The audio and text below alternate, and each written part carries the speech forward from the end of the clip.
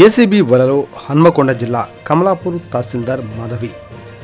రైతు వద్ద లంచం తీసుకుంటూ రెడ్ హ్యాండెడ్గా ఏసీబీకి చిక్కిన తహసీల్దార్ మాధవి.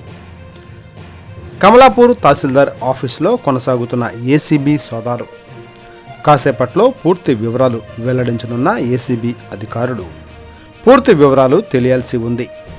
కమలాపూర్ మండలం కన్నూరు గ్రామంకు చెందిన కసరబోయిన గోపాల్ దగ్గర విరాసత్ రిజిస్ట్రేషన్ కోసం 30,000 డిమాండ్, 5,000 రూపాయలు ఇస్తుండగా ఏసీబీ అధికారులు పట్టుకున్నట్లు సమాచారం. ఏసీబీ అధికారులు పూర్తి క్లారిటీ ఇవ్వాల్సి ఉంది. సదరు అధికారిపై అనేక అవినీతి ఆరోపణలు ఉన్నాయి. విచారణ చేపడితే అనేక ఆసక్తికర అంశాలు బయటపడే అవకాశం. తహసీల్దార్ ఏసీబీ పట్టుకోవడంపై హర్షం వ్యక్తం చేస్తున్న బాధితులు. తహసీల్దార్ కార్యాలయంలో మరో 3 అవినీతి చేపలు ఉన్నాయని ఆరోపిస్తున్న బాధితులు. ప్రతి చిన్న పనికి పైసలు డిమాండ్ చేస్తున్న తహసీల్దార్ కార్యాలయ సిబ్బంది.